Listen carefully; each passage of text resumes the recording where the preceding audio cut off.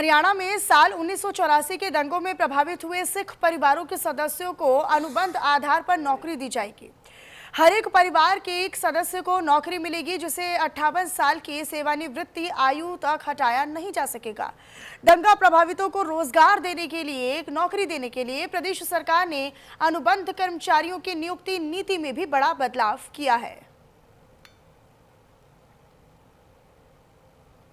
हम सब जानते हैं कि हमारे यहाँ समय समय के ऊपर चाहे थानेसर हो, लाडवा हो, बहरापुर हो, बूढ़िया हो या सुडैल हो या जगाधरी ताजेवाला हो, कितने अनगिनत हमारे स्थान हैं जिन स्थानों के ऊपर गुरुजी के चरण कमल पड़े हैं।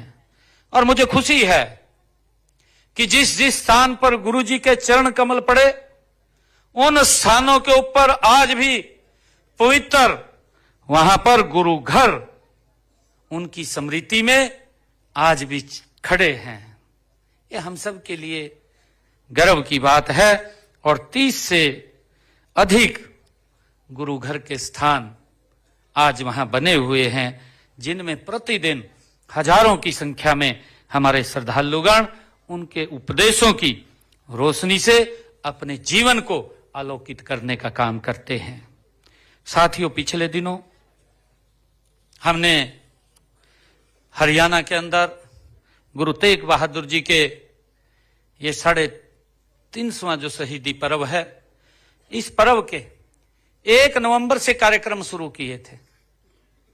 1 नवंबर से हरियाणा सरकार ने हमारी हरियाणा गुरुद्वारा प्रबंधक कमेटी के साथ मिलकर के हमने एक बड़े पद्धर के ऊपर योजना बनाई कि गुरुजी की शिक्षाओं को, गुरुजी की वाणी को जन जन तक पहुंचाने का संकल्प ये हमारी सरकार ने लिया।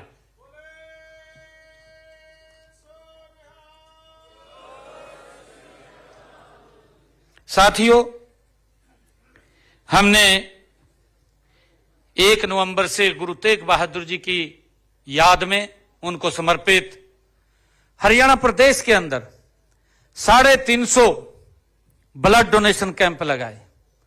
हर ब्लड डोनेशन कैंप में 350 यूनिट एकत्र हुआ।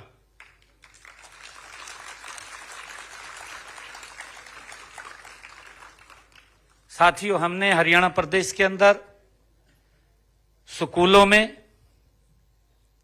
बच्चों को उनके जीवन के ऊपर निबंध लिखने के लिए कहा और स्कूलों में बच्चों ने गुरु तेग बहादुर जी के जीवन के ऊपर निबंध, पेंटिंग प्रतियोगिता, और जो बच्चे फर्स्ट, सेकंड और थर्ड आए हमने जिला स्तर के ऊपर, प्रदेश स्तर के ऊपर उनको सम्मानित करने का काम हमारी सरकार ने किया है।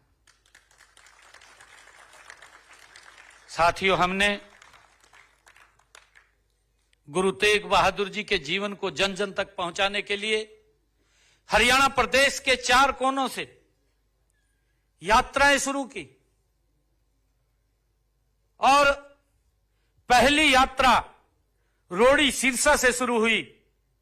और जब रोड़ी सिरसा से पहली यात्रा शुरू हुई तो उसी दिन हमने सिरसा में चौधरी देवीलाल यूनिवर्सिटी गुरु तेग बहादुर जी के नाम से चेयर स्थापित की कि आने वाले हमारे युवा उसके ऊपर रिसर्च कर सकें, उसको पढ़ सकें, उस इतिहास को देख सकें, उसको समझ सकें।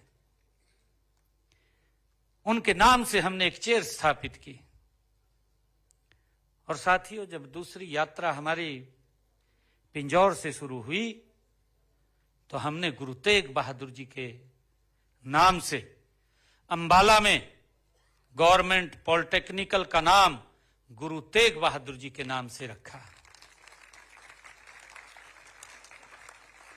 साथियों, हमारी चौथी यात्रा फरीदाबाद से प्रारंभ हुई। फरीदाबाद से हमने खुशहाल सिंह दहिया उनके जन्मस्थली बड़ खालसा में एक राज्य स्तरीय कार्यक्रम किया जिसमें 30-35 हजार लोग एकत्र हुए। राज्य स्तरीय एक बड़ा कार्यक्रम गुरु तेग बहादुर जी को समर्पित हमने उस कार्यक्रम को किया।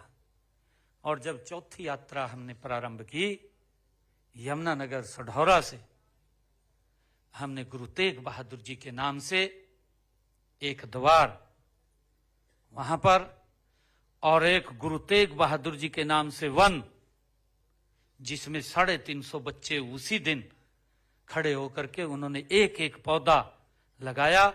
हमने स्वयं पौधारोपण किया, गुरु तेग बहादुर जी के नाम से वहां पर एक वन लगाने का काम किया।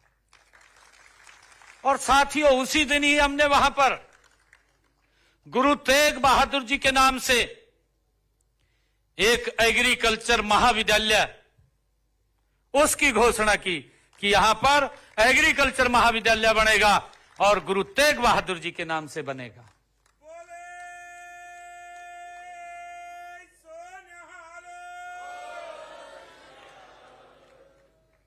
साथियों, एक ऐसे महान व्यक्तित्व जिनके जीवन से हम सबको प्रेरणा मिलती है।